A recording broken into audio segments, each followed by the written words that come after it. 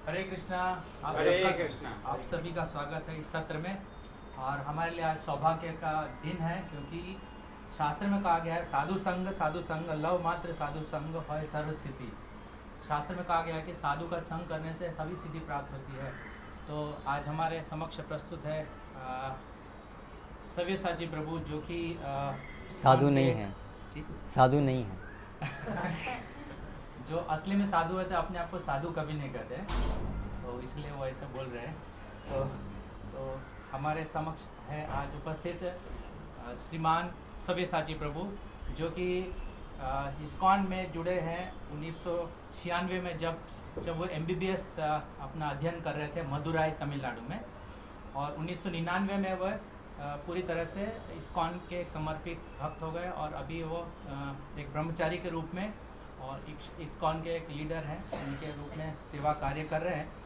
और पिछले 25 साल से ज़्यादा, लगभग 25-30 साल हो गए हैं, तो तब से ये सेवा कर रहे हैं श्रील प्रभुपाद के मिशन में।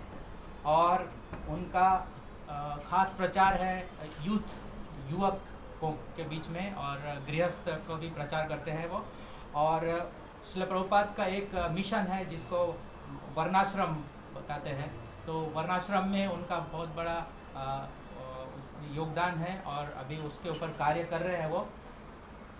जो श्रील प्रभुपाद ने जो सरल शिक्षा बताई है, जो कि भगवद गीता के अनुसार हुई है। और इस तरह से नंदग्राम भरूच गुजरात में एक कृषि समुदाय है, जो कि हमारे गुजरात में बहुत नज़दीक है। आप लोग जा सकते हैं जब भी। भरूच में नहीं है वो, राजपीपला डिस्ट्रिक्ट, राजपीपला। हाँ, डिस्ट्रिक्ट राजपीपला, भरूच डिस्ट्रिक्ट के अंदर। नहीं, अलग डिस्ट्रिक्ट है। राजपीपला अपने आप में डिस्ट्रिक्ट है। हाँ, राजपीपला डिस्ट्रिक्ट के अंदर ये प्रोजेक्ट है, जिसको बोलते हैं नंदग्राम। और दूसरा है भक्तिग्राम, जो कि भोपाल में चल रहा है प्रोजेक्ट। इसी तरह से और कई प्रोजेक्ट हैं जो प्रभु जी जो है इसमें मार्गदर्शन देते हैं। सरल जीवन और उच्च विचार, जो कि भगवद गीता और भागवतम में हमारी संस्कृति है, ये सिखाया गया है। तो उसी पर प्रभु जी जो है वो शिक्षा देते हैं और अपने जीवन को समर्पित किया है, और श्रील प्रभुपाद के आंदोलन में एक महत्वपूर्ण सहायक है। तो आज हमें मौका मिल रहा है उनसे हम सुने, तो ध्यानपूर्वक कथा का श्रवण कीजिए और मोबाइल स्विच ऑफ कीजिए, और पूरा केंद्र आपका जो है कथा में रखिए, और इसके बाद जो प्रश्न होगा तो आप पूछिएगा। हरे कृष्णा। ओम नमो भगवते वासुदेवाय। ओम नमो भगवते वासुदेवाय। ओम नमो भगवते वासुदेवाय।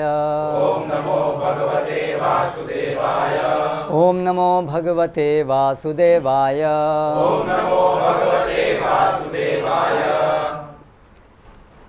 आज हम पढ़ रहे हैं श्रीमद् भागवतम के स्कंद 10 अध्याय 2, देवताओं द्वारा गर्भस्थ भगवान श्री कृष्ण की स्तुति, श्लोक क्रमांक 31।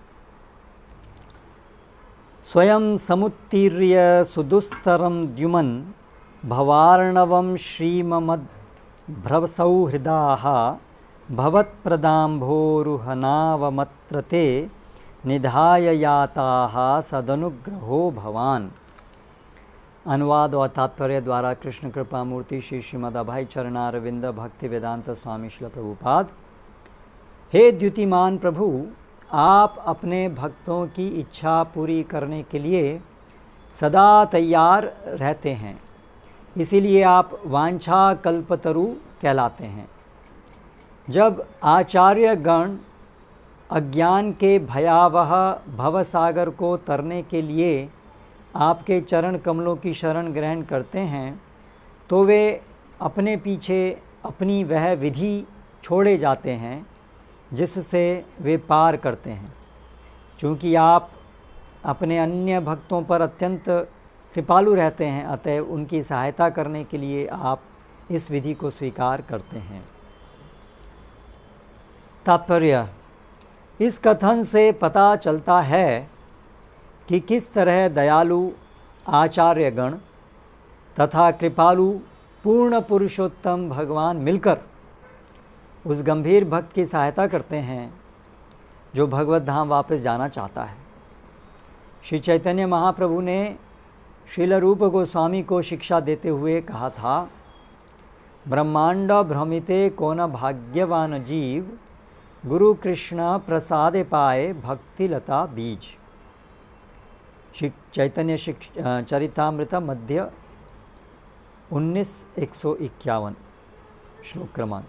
गुरु तथा भगवान श्री कृष्ण की दया से ही मनुष्य को भक्तिलता बीज प्राप्त हो सकता है।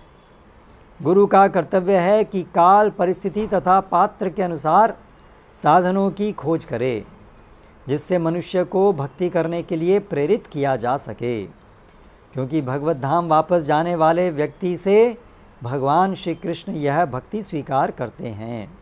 भाग्यवान व्यक्ति सारे ब्रह्मांड का भ्रमण करने के बाद इस भौतिक जगत में ऐसे गुरु या आचार्य की शरण खोजता है जो भक्त को परिस्थिति के अनुसार सेवा करने की उपयुक्त विधियों का प्रशिक्षण दे सके, जिससे श्री भगवान उसकी सेवा स्वीकार कर लें। इससे पात्र को अपने चरम गंतव्य तक पहुंचने में सुविधा होती है। अतः आचार्य का यह कर्तव्य है कि वह ऐसे साधन खोजे जिससे भक्त शास्त्रोक्त विधि से भक्ति कर सके। उदाहरणार्थ श्रील रूप गोस्वामी ने आगे आने वाले भक्तों की सहायता करने के लिए भक्तिरसामृत सिंधु जैसे ग्रंथ का प्रकाशन किया। इस तरह आचार्यों का कर्तव्य है कि वे भावी पात्रों को भक्ति करने में सहायक पुस्तकें प्रकाशित करें, जिससे लोग परमेश्वर की कृपा से भगवत धाम वापस जा सकें। हमारे कृष्ण भावनामृत आंदोलन में इसी मार्ग की संस्तुति की जाती है और इसी का पालन किया जाता है। इस तरह भक्तों को सलाह दी गई है कि वे 4 पाप कर्मों से बचें। ये हैं अवैध यौन, नशा, मांसाहार तथा जुआ। उन्हें प्रतिदिन 16 मालाएं जप करने की भी सलाह दी गई है। ये प्रामाणिक आदेश हैं। चूँकि पाश्चात्य देशों में सतत कीर्तन संभव नहीं है, अतः मनुष्य को बनावटी तरीके से हरिदास ठाकुर की नकल नहीं करनी चाहिए, किंतु इसी विधि का पालन करना चाहिए। जो लोग अधिकारियों द्वारा प्रकाशित विविध पुस्तकों में संस्तुत विधि विधानों का पालन करते हैं, भगवान श्री कृष्ण उन्हें भक्त के रूप में स्वीकार कर लेते हैं। अज्ञान के सागर को पार करने के लिए श्री भगवान ने चरण कमलों की नौका बनाने की उपयुक्त विधि आचार्य द्वारा बतलाई जाती है, और यदि पालनकर्ता इस विधि का दृढ़ता से पालन करता है तो वह भगवत कृपा से गंतव्य तक अवश्य पहुंच जाता है। यह विधि आचार्य संप्रदाय कहलाती है। इसीलिए कहा गया है कि संप्रदाय विहीना ये मंत्रास्ते निष्फला मताः, पद्म पुराण। आचार्य संप्रदाय नितांत प्रामाणिक है, इसलिए इस आचार्य संप्रदाय को स्वीकार करना चाहिए, अन्यथा सारा प्रयास व्यर्थ जाएगा।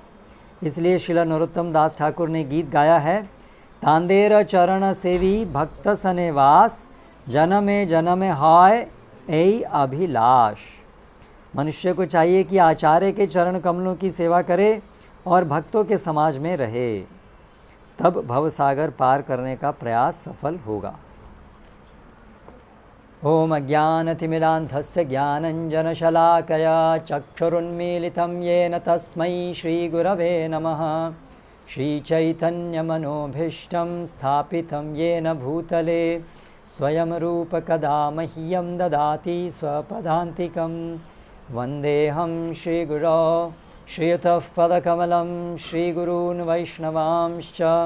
श्रीरूपं साग्रजातं सहगणरघुनाथान्वितं तं सजीवं साद्वैतं सावधूतं परिजनसहितं कृष्णचैतन्यदेवं श्रीराधाकृष्णपादान् सहगणललिता श्रीविशाखान्वितांश्च। जय श्रीकृष्णचैतन्य प्रभु नित्यानन्द श्री अद्वैत गदाधर श्रीवासादि गौरभक्तवृन्द। हरे कृष्णा कृष्ण कृष्ण हरे हरे, हरे राम राम राम हरे हरे।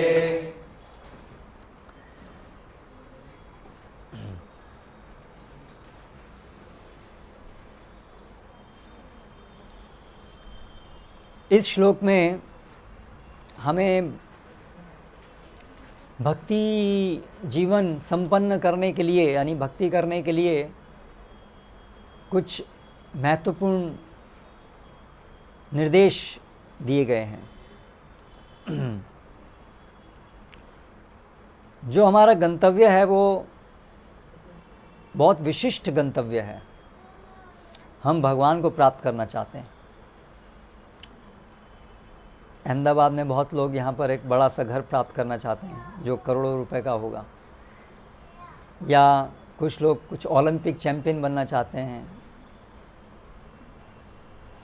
लेकिन जो हम प्राप्त करना चाहते हैं उसके सामने अन्य सारे लक्ष्य बहुत छोटे हैं। एक तरीके से जो अभक्त हैं वो लोग तो यही सोचेंगे कि ये लोग बहुत महत्वाकांक्षी हैं। क्या ऐसा संभव है भगवान को प्राप्त करना? कितना मुश्किल काम है। भौतिक जगत की चीज़ों को प्राप्त करना ही बहुत मुश्किल है, सबको प्राप्त नहीं हो पाती हैं। लेकिन हम लोग तो ऐसी चीज़ को प्राप्त करने का प्रयास कर रहे हैं जो इस भौतिक जगत में है ही नहीं, इस भौतिक जगत की चीज़ नहीं है वो।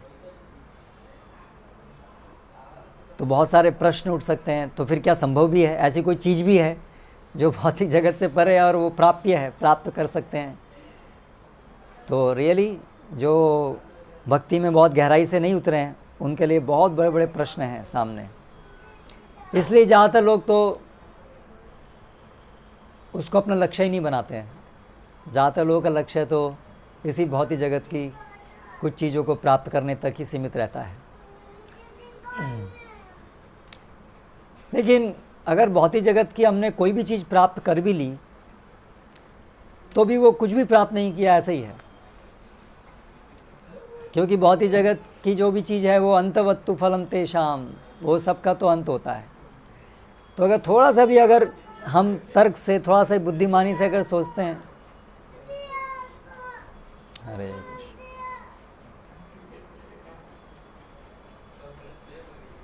थोड़ा सा भी यदि हम बुद्धिमानी से सोचते हैं तो हम ये तो कम से कम आराम से समझ सकते हैं कि भौतिक जगत में अगर हम कुछ भी चीज़ प्राप्त करने का प्रयास करते हैं तो अंत में वो निरर्थक प्रयास है, क्योंकि वो टिकेगा नहीं। हमें हमेशा अंततः हम सब खोज रहे हैं नित्य, कुछ नित्य स्थान, नित्य स्थिति, नित्य सुख। भौतिक जगत में कहीं पर भी वो नित्यता नहीं है, अनित्य है। और जो भी थोड़ा बहुत सुख दिखता है वो भी दुख का ही कारण है। यही संस्पर्शजात होगा दुख योग नहीं एवते, सब दुख का कारण है। इसलिए हम जो करने जा रहे हैं, पहले तो गंतव्य बहुत दुर्लभ है और शास्त्रों में भी जो मार्ग बताया गया है वहाँ पर भी गंतव्य को बहुत दुर्लभ बताया गया है। मनुष्यानाम सहस्रेषु कश्चित् यतते सिद्धये यततामपि सिद्धानाम कश्चिन् माम वेति तत्ततः। भगवान कहते हैं हजारों हजार लोग जो प्रयास करते हैं भगवान को समझने का, उनमें से ही बहुत कम लोग हैं जो वास्तव में भगवान को जान पाते हैं और अंततः भगवान को प्राप्त कर पाते हैं। तो ये सब वचन सुन करके ऐसा लगेगा तो बड़ी निराशा की बात है, पता नहीं ये इतना मुश्किल रास्ता है। अगर सच भी है, हम मानते भी हैं कि वो है, तो भी उसको प्राप्त करना भी क्या इतना मुश्किल चीज़ है। हम में से कोई इतना बहुत भौतिक दृष्टि से पावरफुल व्यक्ति नहीं है। संसार में बहुत इंटेलिजेंट लोग होते हैं, पूरे संसार में अपनी छाप छोड़ते हैं। करेक्ट, एप्पल कंपनी के बनाने वाला, ऐसे बहुत से लोग हैं जो पूरे संसार में लोग जानते हैं। हम में ऐसा कोई इस प्रकार का तो कोई दिखता नहीं है। लेकिन हम लोग वो चीज़ प्राप्त करने का प्रयास कर रहे हैं जो संसार में करोड़ों करोड़ों सालों में कभी कोई ऐसा होता है जो इसको प्राप्त कर पाता है। तो ऐसा प्रतीत हो सकता है कि ये तो क्या फ़ायदा है, हम जो कर रहे हैं उससे प्राप्त भी है, कैसे होगा। लेकिन भौतिक जगत में जो चीज़ हम प्राप्त करना चाहते हैं उसमें और भगवान को प्राप्त करना चाहते हैं उसमें एक बहुत बड़ा अंतर है कि जो भौतिक चीज़ें हम प्राप्त करना चाहते हैं वो हमारे बहुत अधिक कर्म फल के ऊपर आश्रित होती है। जो कई जन्मों में हमने कर्म किए हैं, पुण्य किए हैं, पाप किए हैं, उसके आधार पे हमारी संभावनाएं बनती हैं और इस जीवन के भी कर्म फल काम करते हैं। लेकिन बहुत बड़ा जो उसका भाग रहता है वो हमारे पूर्व कर्म फल पे रहता है। जबकि भक्ति में जो हमारा गंतव्य है भगवान को प्राप्त करना, क्या वो हमारे कर्म फल पे आश्रित है? भगवान को प्राप्त करना क्या पूर्व में, कई बार ऐसा लोग बोलते हैं ना आपके भाग्य में होगा तो भगवान मिलेंगे। भाग्य मतलब क्या होता है? कर्मफल। भाग्य शब्द का अर्थ है कर्मफल। पूर्व कर्मों के फल को भाग्य कहते हैं। तो क्या भगवान को प्राप्त करना भी भाग्य पे आधारित होता है क्या? कितने लोग सोचते हैं हाँ होता है? कितने लोग सोचते हैं नहीं होता है? बाकी लोग अभी पूरी तरह से नहीं सोचे हैं क्या होता है।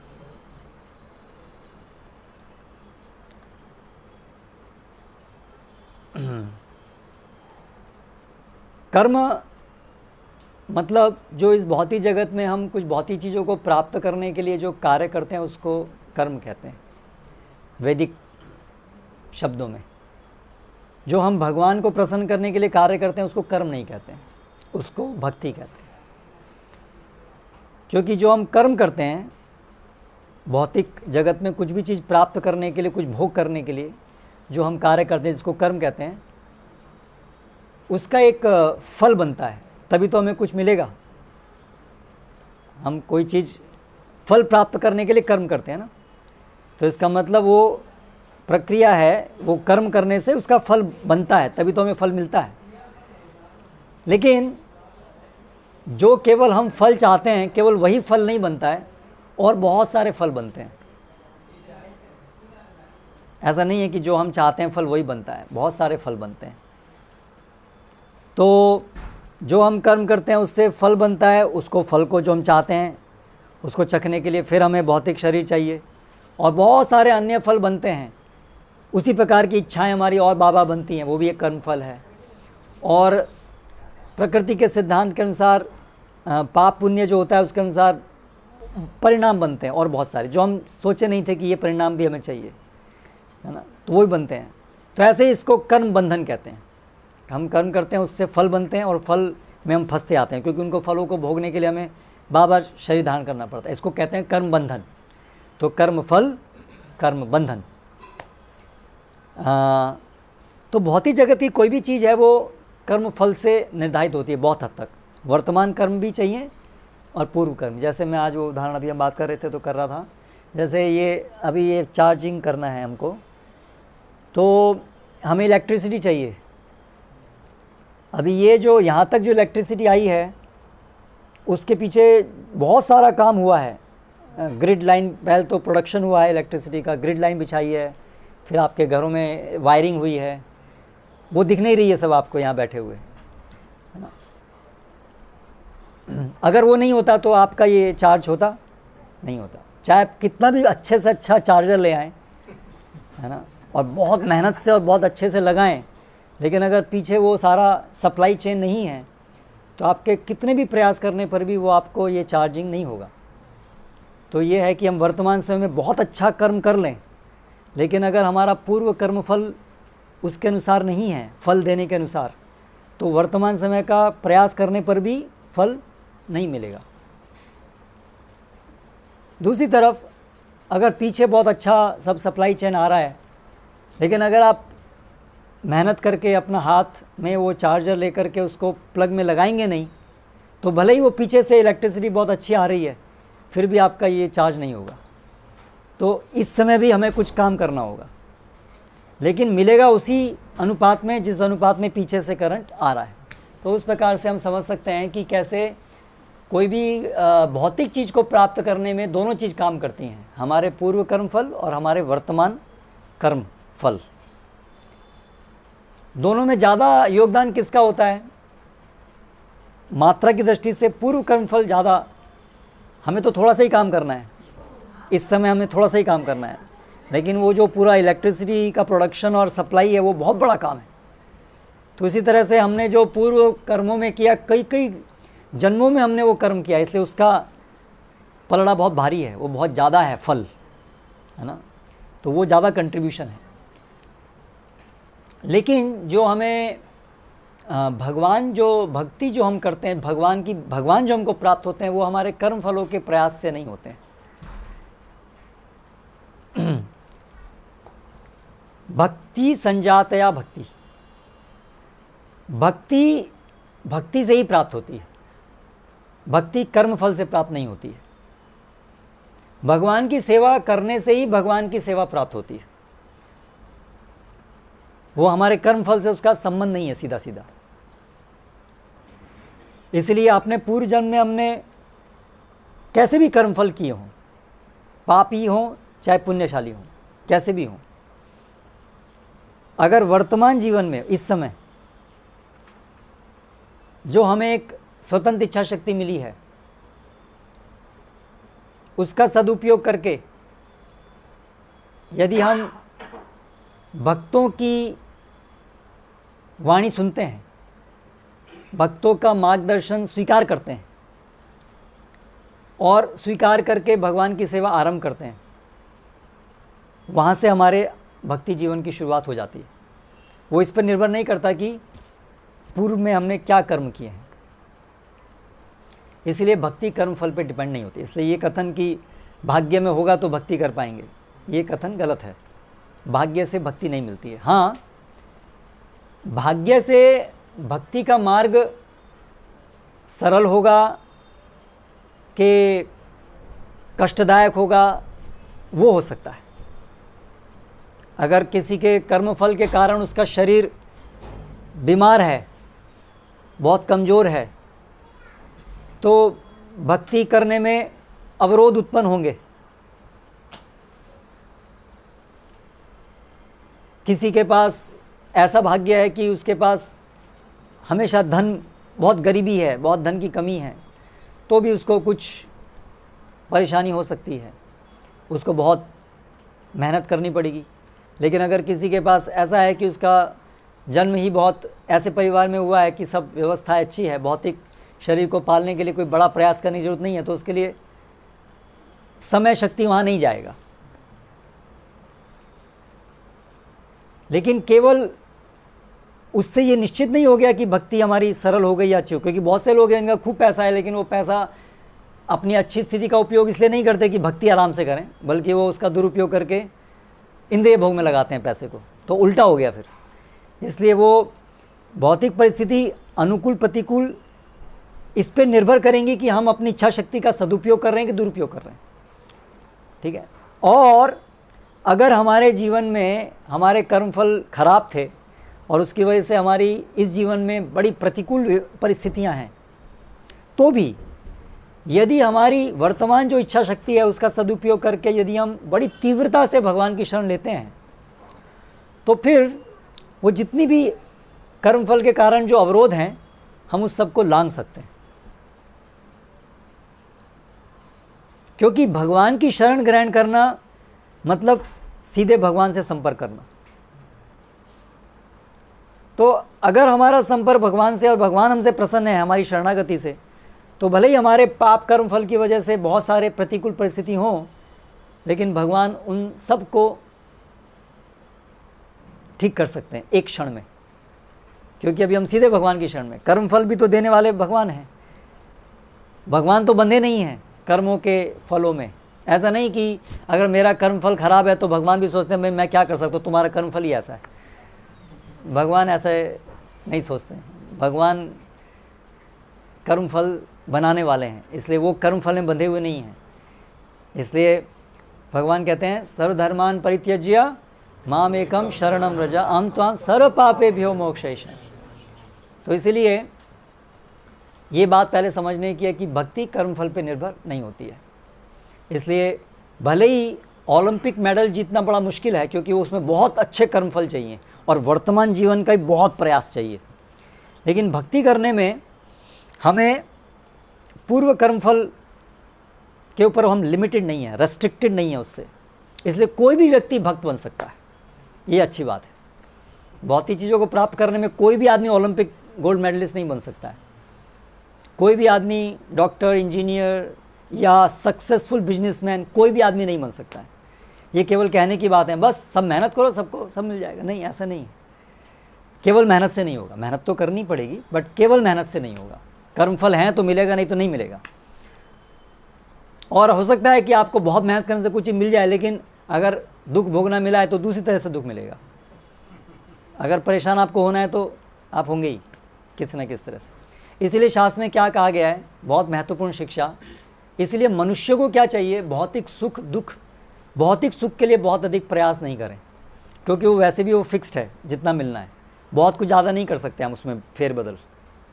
ठीक है, एक तरीके ज़्यादा मेहनत करके प्रयास करेंगे, दुख जो मिलना है दूसरे से मिल जाएगा। लेकिन एक चीज़ है जो हमारे हाथ में है, वो है ये भगवान को प्राप्त करना, वो हमारे हाथ में है। भौतिक चीज़ को प्राप्त करना हमारे हाथ में बहुत थोड़ा है, क्योंकि कर्म फल से फिक्स्ड है। लेकिन भक्ति, भगवान को प्राप्त करना, वो पूरी तरह से हमारे हाथ में है। इसलिए शास्त्र कहते हैं अगर किस चीज़ के लिए प्रयास करना चाहिए मनुष्य जीवन में, तो इसी चीज़ के लिए प्रयास करना चाहिए। तो उस तरीके से हमें निराश होने की ज़रूरत नहीं है कि इतनी दुर्लभ चीज़ है, इतनी दुर्लभ चीज़ है।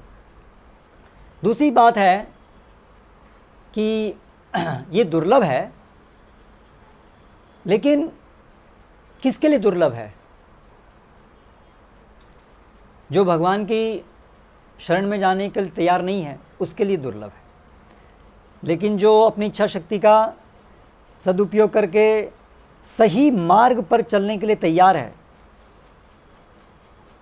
भगवत भक्तों की संगति में आकर के भगवान को शरणागत होने के लिए तैयार है, उसके लिए बहुत सरल है। इसलिए ये मुश्किल भी है भक्ति और बहुत सरल भी है। भगवान को प्राप्त करना सबसे मुश्किल भी हो सकता है और सबसे आसान भी हो सकता है, दोनों हैं। निर्भर करेगा कि आपका एटीट्यूड क्या है, आप क्या चाहते हैं। ये बहुत इंटरेस्टिंग चीज़ है। भक्ति के लिए क्या चाहिए? केवल एक ही चीज़ चाहिए, आपकी इच्छा। That's all. इस तो बड़ा आसान हो गया, इच्छा ही चाहिए बस।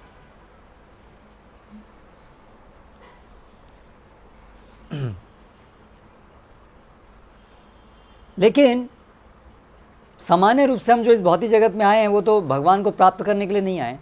इसलिए हमारी सामान्य रूप से वो इच्छा नहीं होती है कि हमको भगवान को प्राप्त करना है। हमको इस भौतिक जगत की चीज़ें, कोई बोले आपको ये मिल जाएगा, ये मिल जाएगा, तो हम लोग बहुत उत्साही हो जाते हैं उसके लिए, है ना। कोई भी कहीं स्मार्टफोन में कहीं आपका कोई आता है, बहुत सारे आते हैं ना, छोटे छोटे क्लिप्स आते हैं, आप एक साल में करोड़पति कैसे बन सकते हैं, ये तो वो हमें बहुत अट्रैक्टिव लगता है तुरंत, अरे बहुत इंटरेस्टिंग चीज़ है। तो ये सामान्य चीज़, इसलिए तो भौतिक जगत में है। भौतिक जगत में वही लोग होते हैं जो भौतिक जगत की इच्छाएँ करते हैं, वही हैं। इसलिए हम जब देखते हैं आसपास में, अरे इसकी भी भौतिक इच्छा है, इसकी भौतिक, इसकी भी, सब ऐसे ही हैं। तो क्योंकि ये जगत उन्हीं लोगों के लिए है जो ऐसे हैं, इसलिए वो सारे के सारे एक जगह इकट्ठा हैं। जैसे हम जेल में जाके देखेंगे, अरे तुम भी क्या दी थे, अच्छा तुमने भी गुनाह किया, तुमने भी गुनाह किया, तुमने भी गुनाह, तो हमें लगेगा अच्छा सारे के सारे ऐसे ही हैं। लेकिन क्योंकि सारे के सारे ऐसे नहीं, लेकिन आप जिस जगह पे हैं वहाँ पर वैसे लोगों के लिए वो जगह बनाई गई है, इसलिए ऐसा है। बाकी आप जेल से बाहर जाएंगे तो लोग गुनाहगार नहीं हैं, वहाँ ठीक लोग हैं। तो उसी प्रकार से हम भौतिक जगत में देखते हैं सब ऐसे के ऐसे, तो हमको लगता है अच्छा गलत नहीं है, सब ठीक है, मैं भी ऐसे ही, सब ऐसे ही तो कर रहे हैं। लेकिन हमें समझना चाहिए कि ये स्थानीय ऐसे लोगों के लिए बनाया गया है, लेकिन वास्तव में हम गलत कर रहे हैं।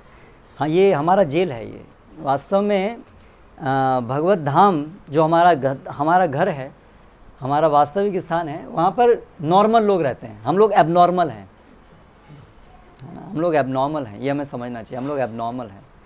नॉर्मल होते हैं वो जो भगवान से प्रेम करते हैं, जिनके जीवन में भगवान का अनुभव करके स्वाभाविक रूप से भगवान की सेवा करते हैं, क्योंकि ये जीव की स्वाभाविकता है भगवान की सेवा करना।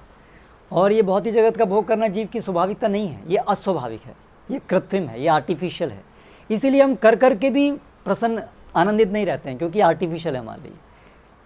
प्रयास करते हैं हम, और माया की शक्ति के द्वारा ऐसा लगता है कि हम सफल हो रहे हैं, लेकिन फिर लगता है नहीं, सफल नहीं हो रहे हैं, और ऐसा चलता रहता है।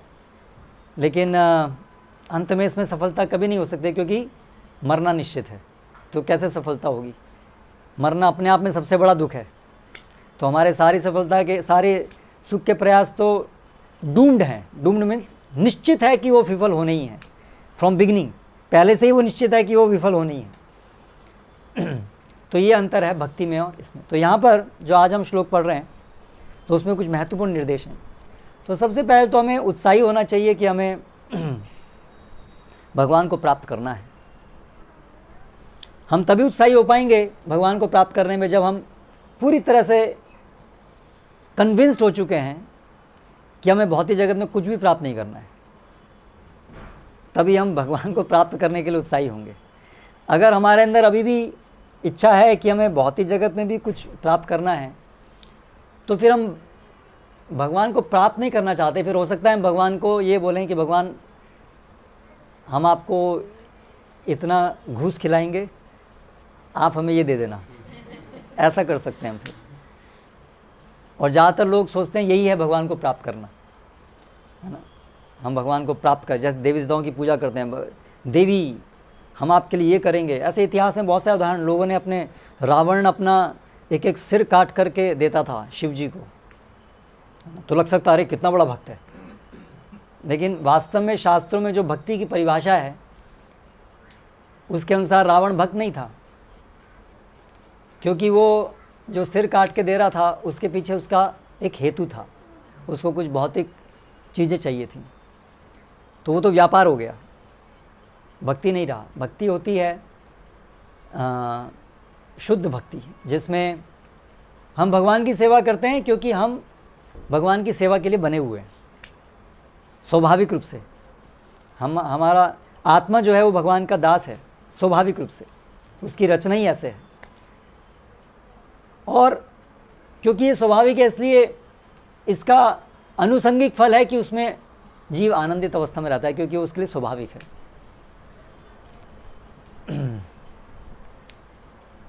तो भगवान को प्राप्त करने का अर्थ क्या है? अन्याभिलाषिता शून्यम ज्ञान कर्मादि अनावृतम आनुकूल्यन कृष्णानुशीलनम भक्तिरुत्तमा। इसको उत्तम भक्ति कहते हैं। भगवान को प्राप्त करना जो हम आचार्यों से सीखते हैं वो है कि भगवान हम आपकी प्रसन्नता के लिए ही केवल अपना सब कुछ आपकी सेवा में लगाएं, खुद अपने को ही आपकी सेवा में लगाएं, उसको शुद्ध भक्ति कहते हैं। तो पहले तो ये बड़ा उत्साह होना चाहिए कि हमें ये प्राप्त करना है, हमें भगवान को प्राप्त करना है। जैसे मैंने कहा वो तभी होगा जब हम ये अपने अनुभव से और साधु संग में श्रवण करके अपने चित्त की शुद्धि से जब हमको ये रियलाइजेशन हो जाएगा, जब हमको साक्षात्कार हो जाएगा कि बहुत ही जगत में कुछ भी प्राप्त करने से मैं संतुष्ट नहीं हो सकता, और बहुत ही जगत की जो चीज़ें हैं ठीक है उसको प्राप्त करने के लिए कुछ कार्य करना है इस जीवन में, लेकिन भौतिक चीज़ें क्यों प्राप्त करनी है? क्योंकि गंतव्य को प्राप्त करना है। भगवत प्राप्ति के लिए भौतिक जो आवश्यक भौतिक चीज़ें हैं उसको प्राप्त करना है। जैसे शरीर है तो ये एक भगवत भक्ति करने के लिए एक साधन है, वो समझ के साथ शरीर को मेंटेन करना है। घर बनाना है, फैमिली है, उसको मेंटेन किस उद्देश्य से करना है, किस समझ से करना है। एक भक्त, एक गृहस्थ में और एक गृहमेधी, ये दो शब्द हैं। गृहस्थ मतलब जो पति पत्नी साथ में रहते हैं इस समझ से कि हम इसीलिए साथ में हैं कि हम एक दूसरे की मदद कर सकें भगवत प्राप्ति के लिए, उसको गृहस्थ कहते हैं। और जहाँ पर स्त्री पुरुष साथ में रहते हैं इस जगत का भोग करने के लिए, वो फिर गृहमेधी कहते हैं उसको, वो गृहस्थ नहीं है। तो इसलिए जो भक्तगण हैं सभी, चाहे वो गृहस्थ हैं, चाहे वो सन्यासी हैं, चाहे ब्रह्मचारी हैं, वो इस जगत में भौतिक चीज़ों को प्राप्त करने का उनका क्लियर कट उद्देश्य होता है कि वो जो भक्ति के लिए अनुकूल है उसी को ही हम और उतना ही हम प्राप्त करने के लिए प्रयास करते हैं।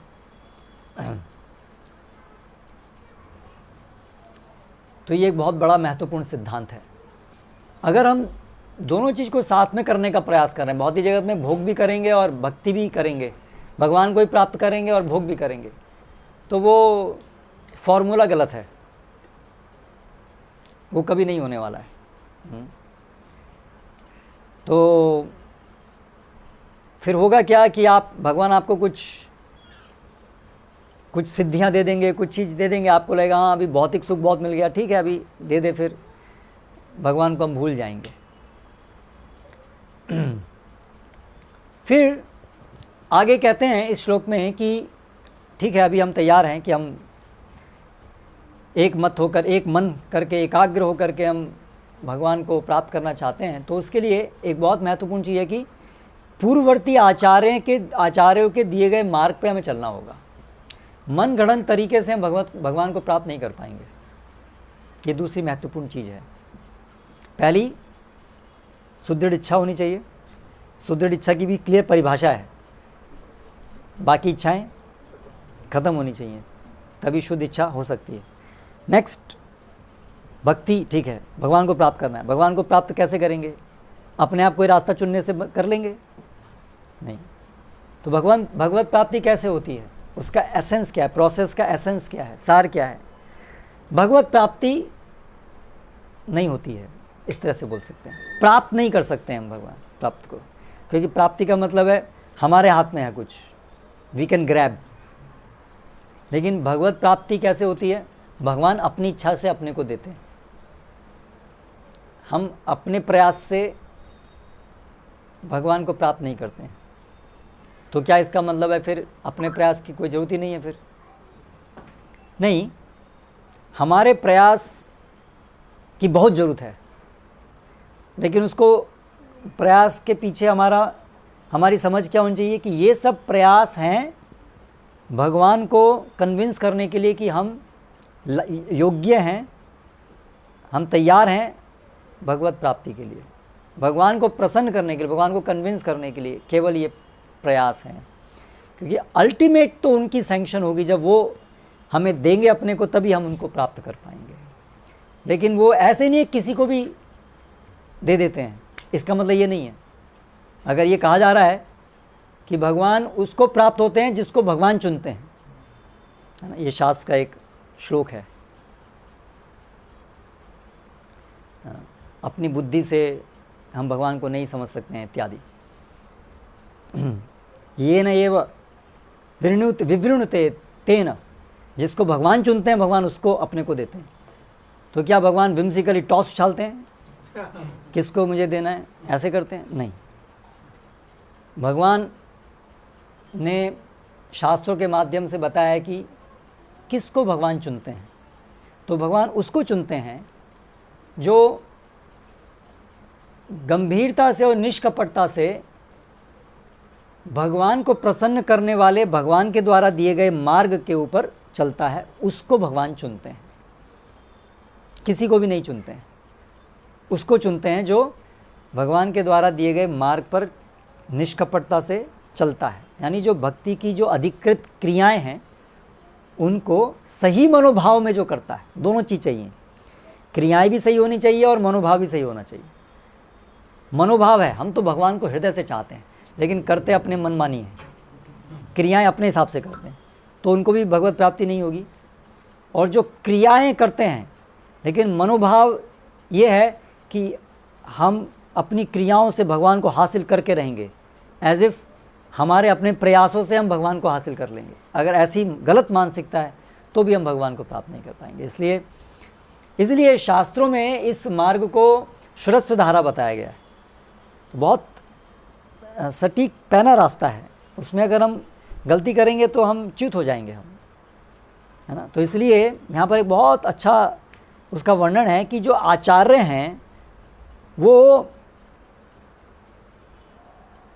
भक्ति करके हमारे लिए वो मार्ग छोड़ जाते हैं। जैसे नाव जो है, वो एक नाव बनाई, उसको नाव पार किया, नदी को पार किया और फिर उसको दोबारा से हम तक भेज दिया, अभी आप इस नाव में आ जाओ। तो उसी प्रकार से भक्ति सुलभ होती है जब हम इस प्रकार से शास्त्रों में जो दिया है उसको जो आचार्य पालन करके उसको क्लियर कट हमारे लिए बड़ी सरल भाषा में वर्तमान समय में हमें क्या करना है उसका मार्ग छोड़ के जाते हैं। ऐसा नहीं कि वर्तमान समय में और हर समय में कुछ अलग अलग मार्ग होता है, मार्ग तो एक ही है जो शास्त्रों में बताया है, लेकिन उसी मार्ग की कुछ डिटेल्स में अंतर होता है ना। तो वो आचार्य जो हैं उस पर्टिकुलर टाइम के लिए वो डिटेल्स हमको बताते हैं। जैसे प्रभुपाद हैं हमारे वर्तमान समय के आचार्य, तो उन्होंने हमें कुछ वर्तमान समय के अनुसार डिटेल्स दी हैं। बुक डिस्ट्रीब्यूशन करो, अभी हम शास्त्र में हमें नहीं मिलेगा बुक डिस्ट्रीब्यूशन करो, कहाँ बता, कोई बता दिखाओ कहाँ लिखा है शास्त्र में बुक डिस्ट्रीब्यूशन करो। तो शास्त्र में बुक डिस्ट्रीब्यूशन बताया है कहाँ है, लेकिन उस प्रिंसिपल को बताया है, उस सिद्धांत को बताया है। तो पुस्तक वितरण करना क्या है? कीर्तन है, भगवान का गुणगान है, भगवान के विषय में दूसरों को बताना गुणगान है भगवान का। तो ये सिद्धांत बताया है। लेकिन उस सिद्धांत का वर्तमान समय में कैसे प्रैक्टिकली उसको हम इम्प्लीमेंट करेंगे वो आचार्य बताते हैं। तो इसलिए बहुत महत्वपूर्ण है कि हम भक्ति जो करें वो जो हमारे निकटवर्ती आचार्य हैं, जो अभी रिसेंटली जो आचार्य हैं, उनके मार्गदर्शन के अनुसार अगर हम करेंगे तो रास्ता सुलभ होगा। तो इसलिए हमें ये मन पूरा अच्छे से बनाना चाहिए कि हम भक्ति करेंगे प्रभुपाद जो बताए हैं उसके अनुसार। क्योंकि हमारी टेंडेंसी क्या रहती है, हम जानते हैं कैसे भक्ति करना है, वो तो हम तो बचपन से ही भक्त हैं, है ना। हमारे तो पिताजी भी भक्त थे।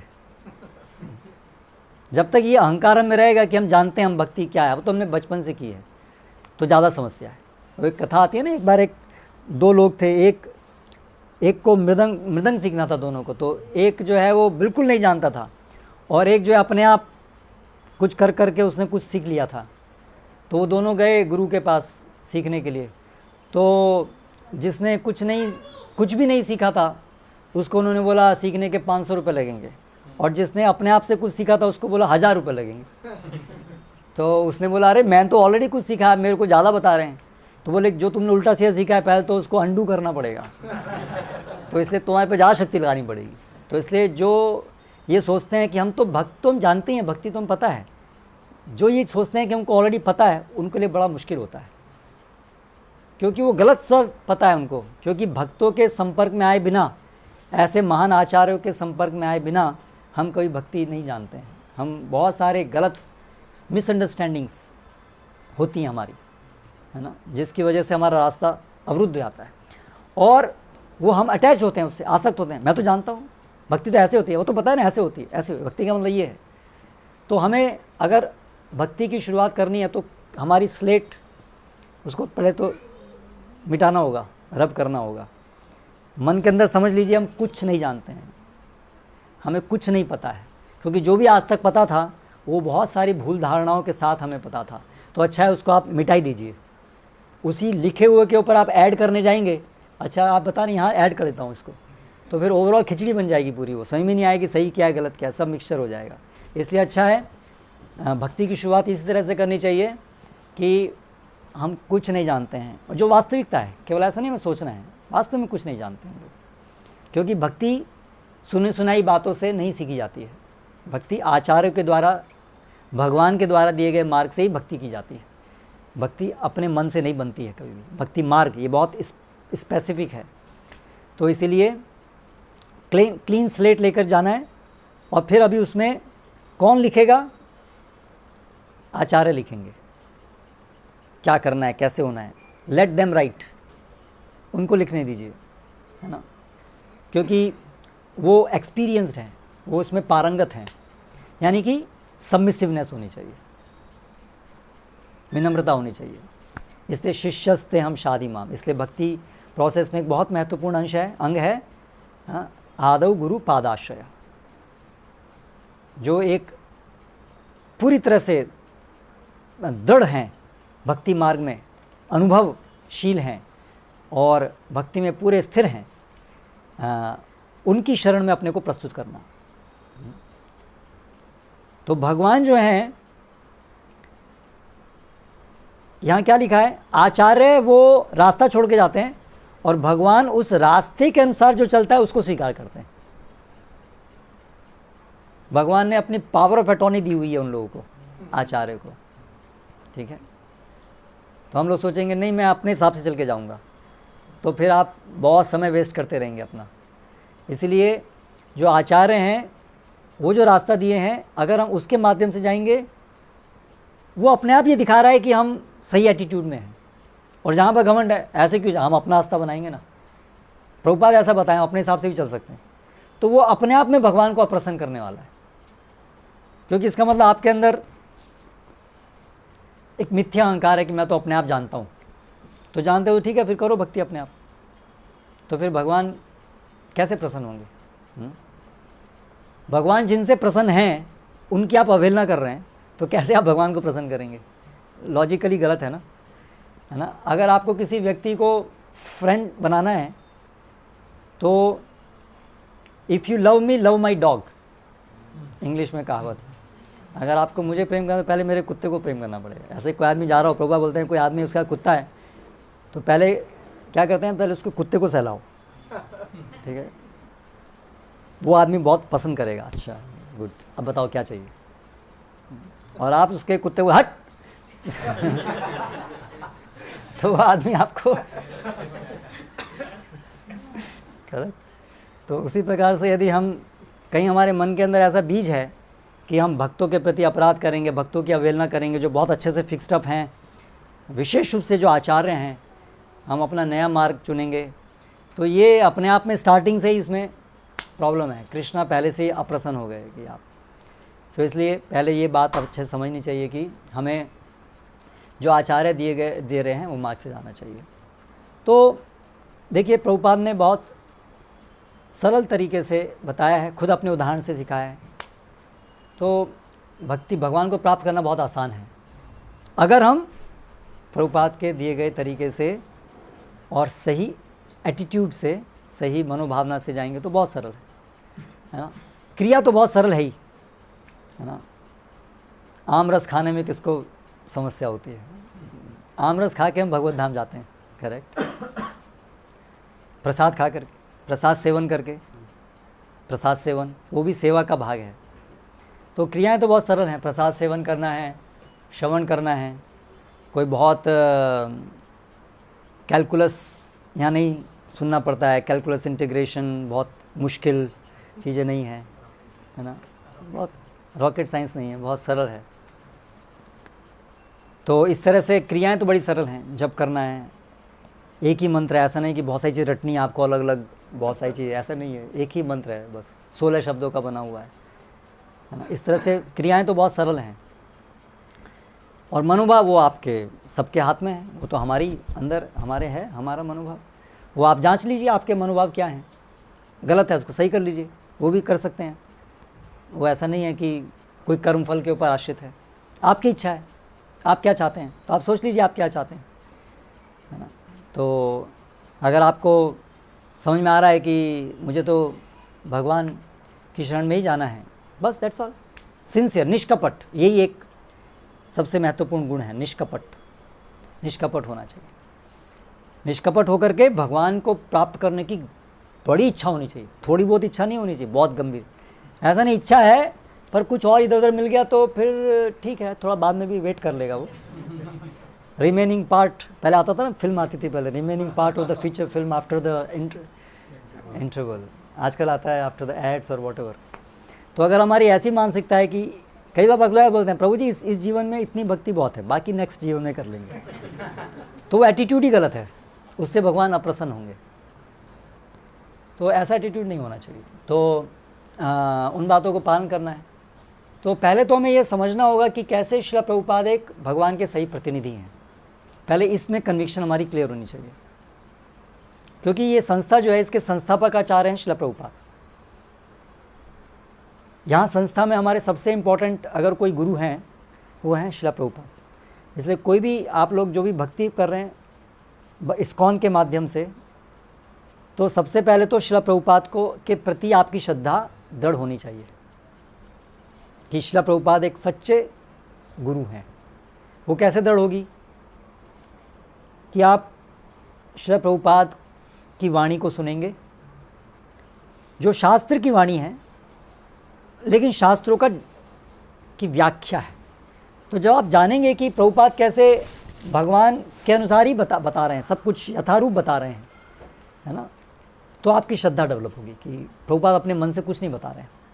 आप जब शास्त्रों के श्लोक पढ़ेंगे, आप देखिए, इसलिए प्रभुपाद भागवतम, भागवत गीता, एक एक शब्द का अर्थ दिए हैं। हम लोग सोच सकते हैं ये बिना दिए भी ऐसे ही, बस बहुत से लेखक होते हैं वो ऐसे ही, उसमें ना श्लोक होता है ना कुछ होता है, बस वो लिखते हैं, लेकिन और कोट भी नहीं करते हैं क्या बता रहे हैं, बस वो ऐसा होना चाहिए, ये है वो है, अपने विचार लिखते हैं।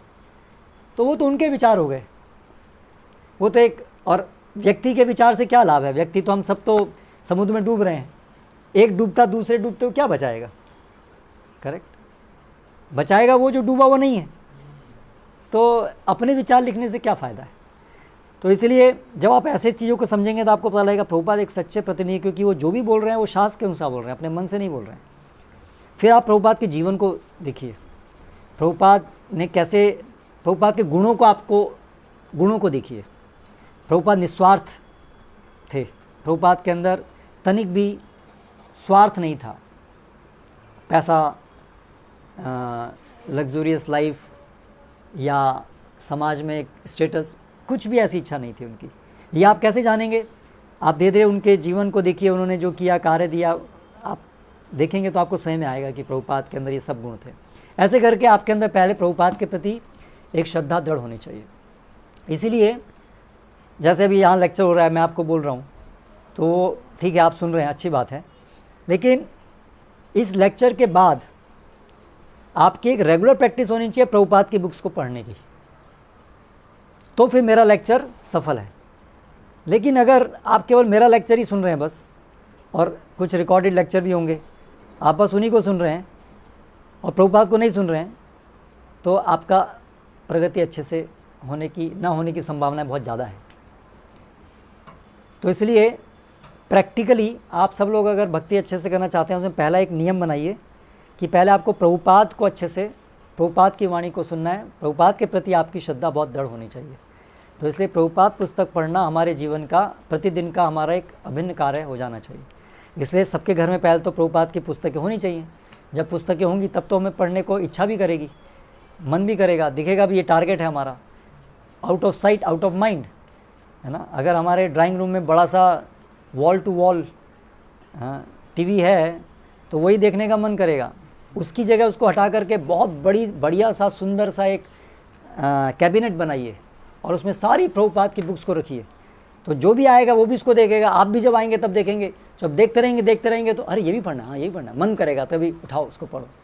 तो इसलिए सबके एक ड्राइंग रूम में एक बहुत अच्छा सा, जैसे यहाँ है ना, ये इसका छोटा रूप है और बड़ा रूप भी हो सकता है, करेक्ट, जिसमें पूरा सेट हो, है ना। आप लोगों के पास पैसे की कमी तो है नहीं, है ना। इतना सारा पैसा अहमदाबाद में आप लोग रहते हैं, कमाते हैं, आपका एक एक फ्लैट भी बहुत पैसे का होगा। तो एक ये अच्छी एडवाइस है, आप सोचिए इसको, और वो ड्राइंग रूम में अपने मेन उसमें बनाइए, हॉल जो आप बोलते हैं ना उसको, हॉल, उसमें बनाइए। ऐसे नहीं कि हम लोग क्या पूजा और ये सब बनाते हैं बिल्कुल कोने में, जिसमें दिखे नहीं कहीं कहाँ हम भक्ति करते हैं, किसी को पता नहीं चलना चाहिए। सीढ़ी के नीचे, सीढ़ी के नीचे। जो प्लेस बच गया, जिसका और कोई यूज़ नहीं था, चलो भगवान को यहाँ बैठाए थे। ये उल्टा है। भगवान मालिक हैं घर के, आप नौकर हैं। इसलिए सबसे प्रोमिनेंट घर की जगह में भगवान होने चाहिए। और वर्तमान समय में भगवान मूर्ति अपने छवि के रूप में तो है ही, पर साथ साथ वाणी के रूप में है, भागवतम के रूप में है। इसलिए रियली मैं जो कह रहा हूँ उस पर आप गंभीरता सोचिए, है ना। एक बहुत अच्छा सा घर में सब लोग बनाइए कैबिनेट। उससे आपका देखिए प्रचार में कितना लाभ होगा। जो भी आपके यहाँ आएंगे तुरंत उन्हें नज़र जाएगी, अच्छा ये क्या है, अपने आप पूछेंगे, आपको बोलने की जरूरत नहीं पड़ेगी, अपने आप पूछेंगे ये क्या है, करेक्ट। फिर आप उनको दिखाइए, बताइए। तो प्रभुपाद की पुस्तक होनी चाहिए, फिर उनको पढ़ना चाहिए, और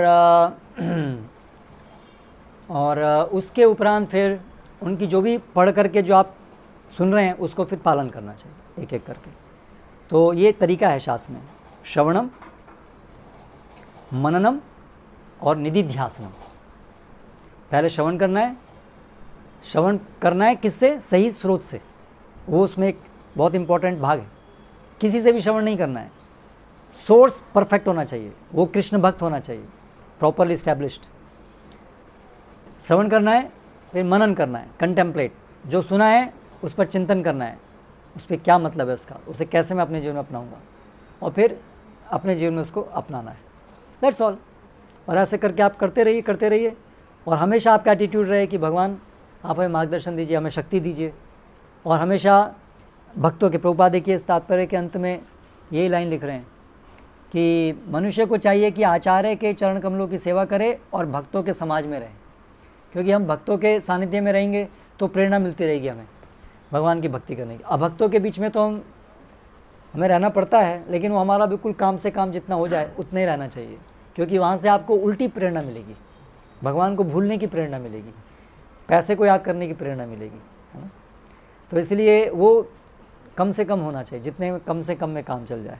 हमारा मुख्य होना चाहिए कि हम भगवत भक्तों में रहें, क्योंकि भगवान के भक्त क्या है, स्मर्तव्य स्मार्तव्य, वो भगवान का स्मरण करते हैं और स्मरण कराते हैं, है ना। जैसे यहाँ पर शक्ति बैठे हैं, तो आप दोनों को अनुभव किए हैं। एक समय जब भक्तों के संग में बहुत निकटता से थे, तब भक्ति करना कितना सरल था, लेकिन फिर कुछ परिस्थितियों की वजह से वो दूर चले गए, तो फिर वहाँ कितना मुश्किल हुआ होगा, मैं अनुमान लगा सकता हूँ। तो ये सब हम देख सकते हैं। तो इसलिए ऐसे सत्संग रेगुलर होना चाहिए, है ना। तो ये एक नियम होना चाहिए कि चलिए सप्ताह में एक बार आ सकते हैं कम से कम, तो आना ही है। अपने प्रोग्राम ऐसे सेट कीजिए कि ये दिन में तो कहीं नहीं जाना है, प्रायोरिटी दीजिए ना उसको, वो तो हमारे हाथ में है ना। As far as possible try कीजिए। कब होता है आपका ये प्रोग्राम? आज थर्सडे, आज फ्राइडे है, ओके, थर्सडे को होता है। तो ऐसा शेड्यूल बनाइए कि थर्सडे को ये टाइम बुकड है मेरा, आना ही है यहाँ पर, दैट्स ऑल। बस ये नियम बना लीजिए, तो आपकी बैटरी अपने आप चार्ज होती रहेगी, कंप्लीट डिस्चार्ज नहीं होगी।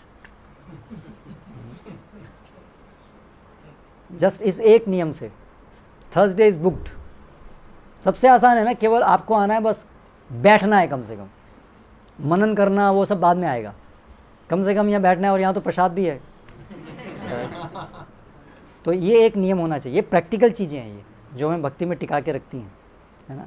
कई भक्त लोग किसी भी कारण से यदि इसमें ढीले पड़ जाते हैं, अभी ये काम आ गया था, हम ये हो गया था, हम ये हो गया था, 1 महीने नहीं आए, फिर उसका मन ही नहीं करेगा आपका आने का, क्योंकि आपको लगेगा आप जाएंगे तो आप भक्त पूछेंगे 1 महीने कहाँ गायब थे, 1 महीने कहाँ गायब थे। तो डर के कारण आप नहीं आएंगे, सब लोग पूछेंगे क्या हो गया, भक्ति से गायब तो क्यों हो गए तुम। तो इसलिए ऐसे हमें पूछना भी नहीं चाहिए। कोई अगर नहीं आ रहे हैं तो उनको ऐसा नहीं सब लोग पूछने लगे क्या हो गया क्या हो गया क्या हो गया, तो उनको बर्डन लगेगा क्या हो गया। एनीवे, लेकिन पॉइंट ये है कि ये एक नियम प्रैक्टिकल लेवल पे बहुत हेल्प करता है कि एक हमारा एक समय जिसमें हम सत्संग के लिए जाते हैं, भक्तों के बीच में जाते हैं, श्रवण करते हैं, कुछ सेवा करते हैं। तो ये एक ले लीजिए। और फिर अपने घर में रहते हुए आप फिर जब पढ़ेंगे तो उसका आपका चैंटिंग का एक नियम, और फिर थोड़ा आपकी जब शक्ति हो, आपके अंदर इच्छाएं हो रही है, तो फिर प्रचार नेक्स्ट लेवल।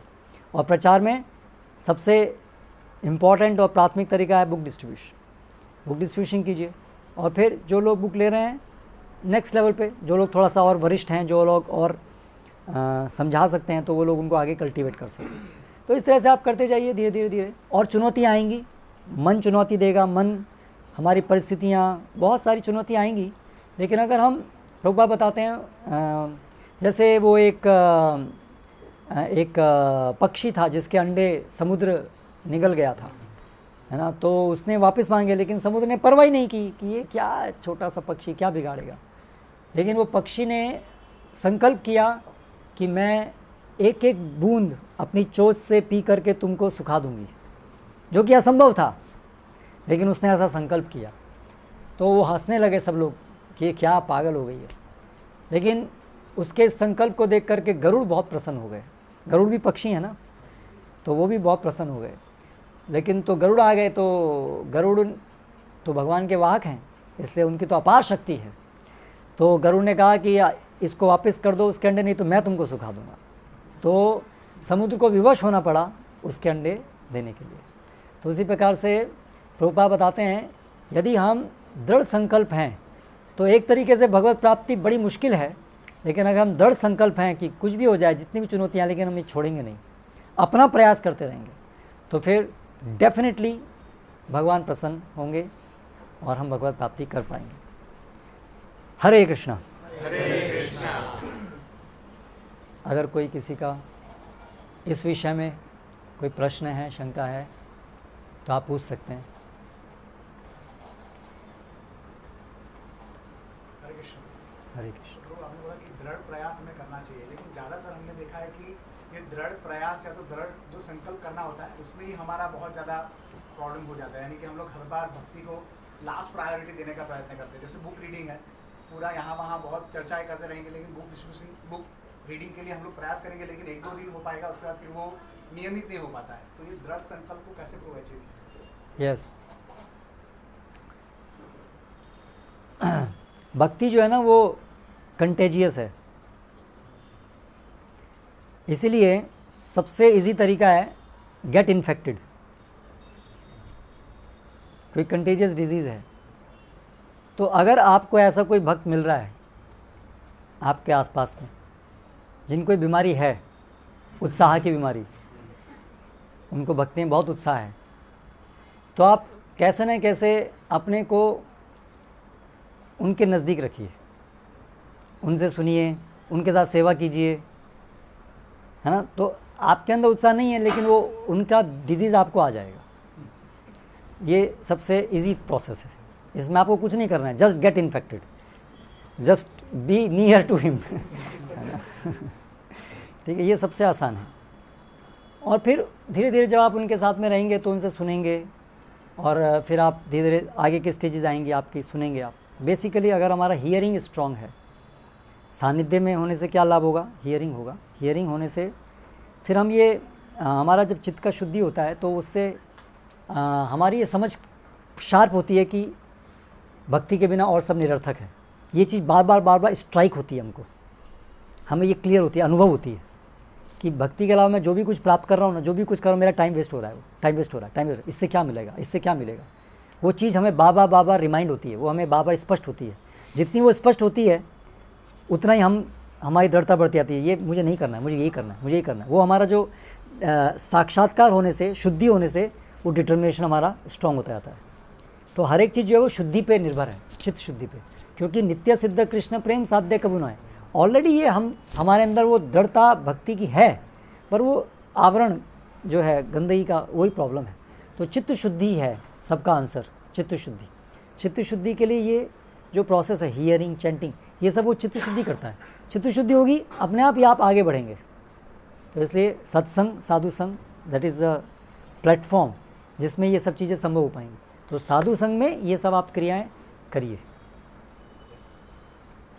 हरे कृष्ण। और कोई प्रश्न? हरे कृष्ण। प्रभु, मतलब हम प्रयास करते हैं भक्ति में गंभीरता लाने को, पर ज़्यादा समय अभक्तों के साथ जाता है तो वो चेतना आई जाती है, तो फिर मतलब उसको कैसे काम करते हैं?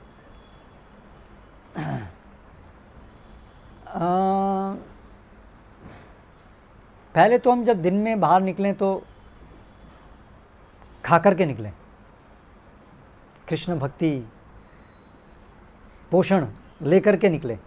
अभक्तों से संपर्क में आने से पहले कवच पहन के निकले, बुलेट प्रूफ एक, कि वो उनके संग से जो भी प्रभाव होगा वो कम से कम प्रभाव हो। तो उसके लिए सुबह में मॉर्निंग प्रोग्राम हमारा स्ट्रॉन्ग होना चाहिए, ये एक इम्पॉर्टेंट चीज़ है। अगर हमारा मॉर्निंग प्रोग्राम स्ट्रॉन्ग नहीं है, हम लोग सुबह टाइम पे नहीं उठे, मंगला आरती नहीं किया, जब कम से कम मेजर पोर्शन हमारा जो है वो जब का नहीं किया, तो फिर हम बाहर जाएंगे तो बहुत चांसेस है कि उनके ज़्यादा हमें प्रभावित करेंगे, क्योंकि हमने अपना कवच नहीं पहना है। तो इसलिए कवच पहन के बाहर निकलना है। और फिर उसके बाद जब हम बाहर भी जा रहे हैं तो जितना संभव है बिल्कुल काम से काम रखें, व्यर्थ की चीज़ों में नहीं रहें, जितना मिनिमम में काम है। और उसमें भी जहाँ बीच में टाइम मिले कुछ सुनने का रखें, जहाँ कुछ सुन सकें, है ना। ऐसा कुछ फिल करें बीच बीच में, फिल्स। जैसे आप ऑफिस में बैठे हैं तो आपके जो अगर आपकी अपनी अलग केबिन है तो उस केबिन में आप कुछ पोस्टर्स लगा के रखें, जिससे जहाँ भी नज़र जाए आपकी वो याद आपको आए। आपके स्क्रीन पर स्क्रीन सेवर आप लगा सकते हैं, लगाना चाहिए। तो ऐसे अपने एनवायरनमेंट जहाँ पर आप वर्क कर रहे हैं उसमें जहाँ तक पॉसिबल हो आप उसको आप रिमाइंड हो सके आपको भक्ति, ऐसी चीज़ कीजिए।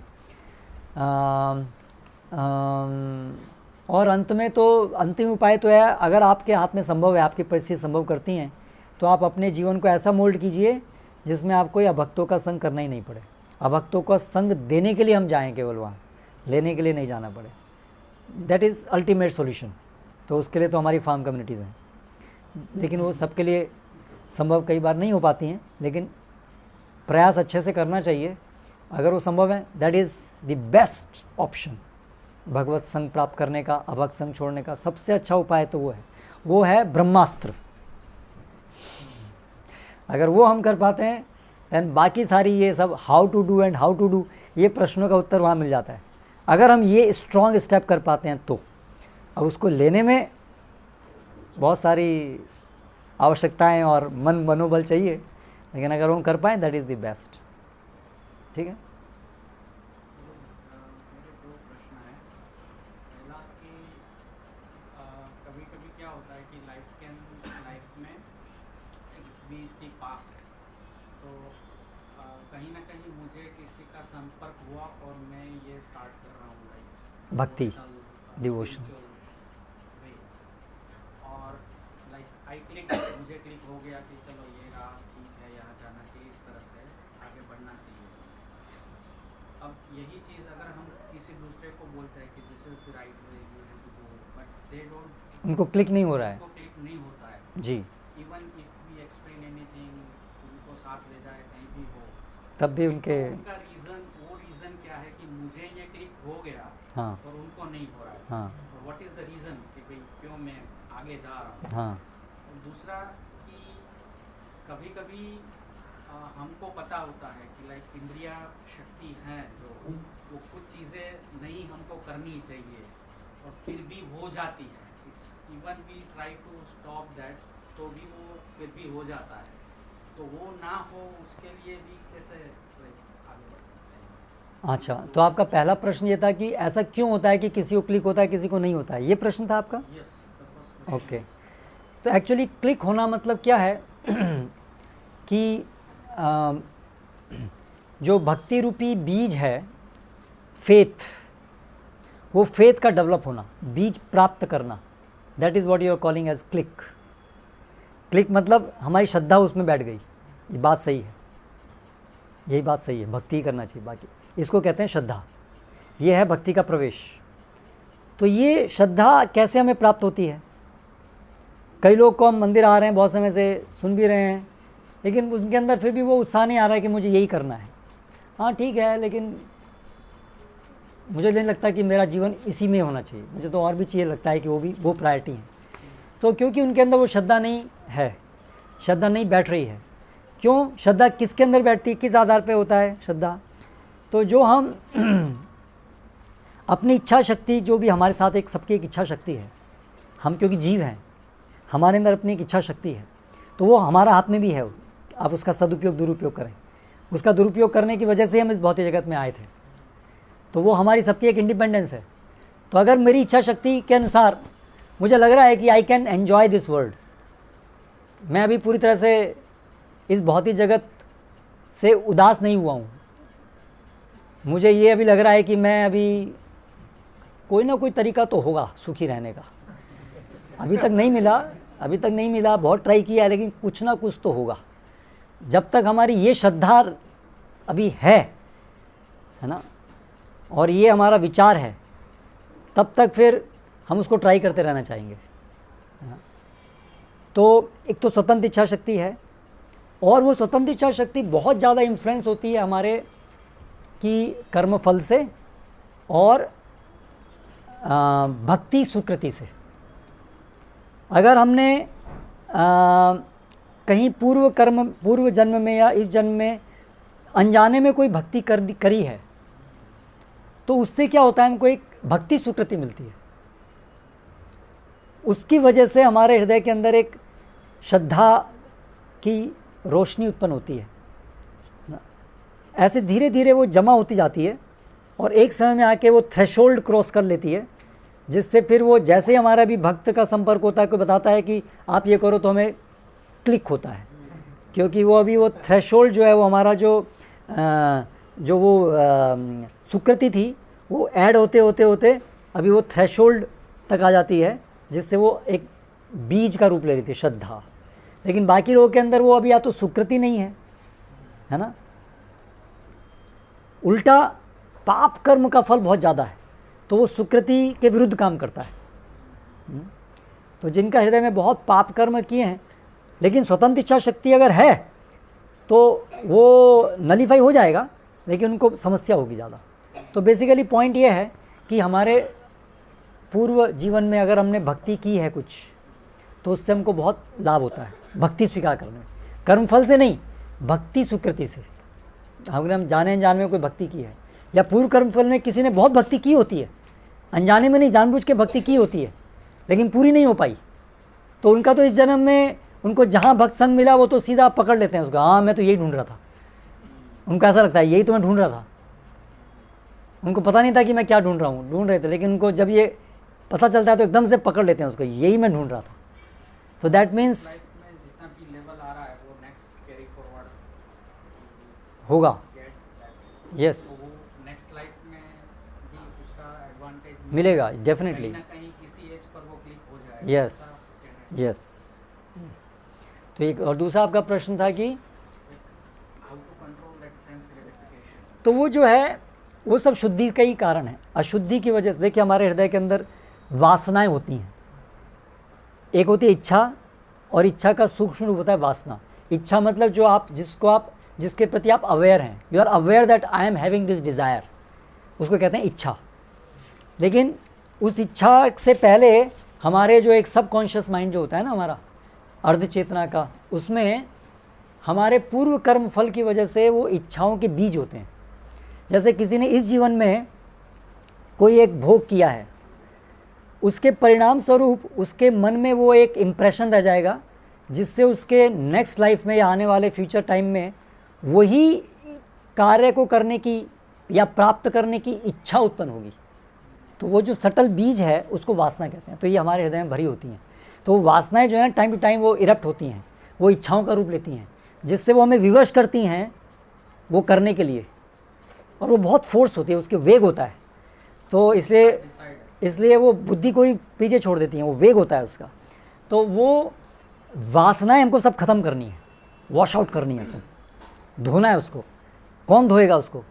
धुनोति शमलः कृष्ण, धुलोति शमलम कृष्ण, बहुत सुंदर श्लोक है ना। प्रविष्ट कर्ण रंध्रेण, है ना, स्वानाम भाव सुरोरुहम। भगवान की जो कथा है वो कानों से अंदर जा कर के हृदय में जाते, भगवान उसके द्वारा अंदर प्रविष्ट होते हैं और हृदय में जा कर के हमारे इस वासनाओं को धो देते हैं। शलीलस्य यथा शरत, जैसे शरद ऋतु जलाशयों को साफ कर देती है, ऐसे ही भगवान। तो ये भगवान करेंगे। हाँ, हम इससे जीत नहीं पाएंगे, ये वासनाओं से हम नहीं जीत पाएंगे। लेकिन जब भगवान देखेंगे कि आप सिंसियर हैं तो भगवान आपके हृदय को साफ करेंगे, तब हम ये सेंस कंट्रोल हो पाएगा। रास्ता यही है। जब आप इस रास्ते को करेंगे तो भगवान जब आपसे प्रसन्न होंगे, इस रास्ते पे आप सिंसियरली प्रैक्टिस कर रहे हैं, then Krishna will remove all this dirt from your heart. तो फिर आपके लिए वो सरल हो जाएगा, आपको मतलब वो वेग ही नहीं आएगा। जब वेग ही नहीं आएगा तो आपको, अभी आपको इच्छाएं सता रही हैं, वो मन में इच्छाएं नहीं आएंगी, दैट्स ऑल फिनिश्ड। ऐसा हो जाएगा। और कोई प्रश्न?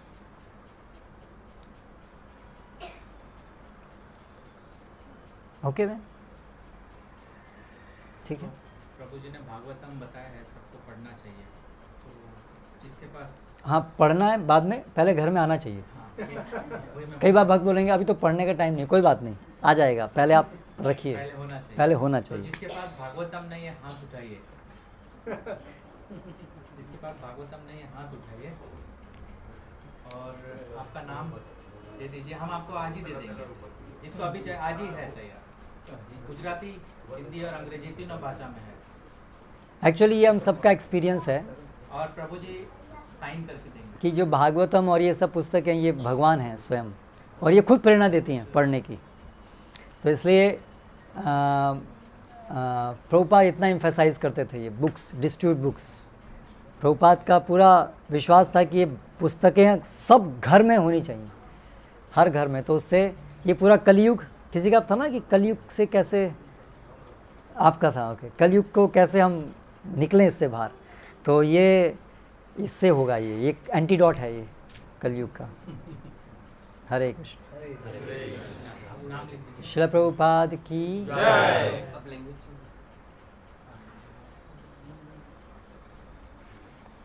तो हम प्रभु जी के बहुत आभारी है कि उन्होंने हमारा अच्छा, आई एम वेरी हैप्पी आप लोगों का ग्रुप, मैं तो काफ़ी साल बाद आया, सो बहुत अच्छा लग रहा है कि हरे कृष्णा, विजय गिधाई प्रभु, हरे कृष्णा।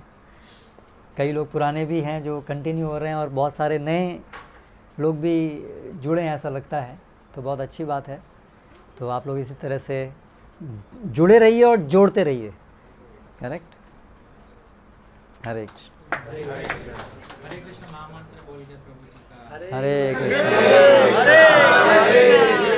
कृष्णा कृष्णा हरे हरे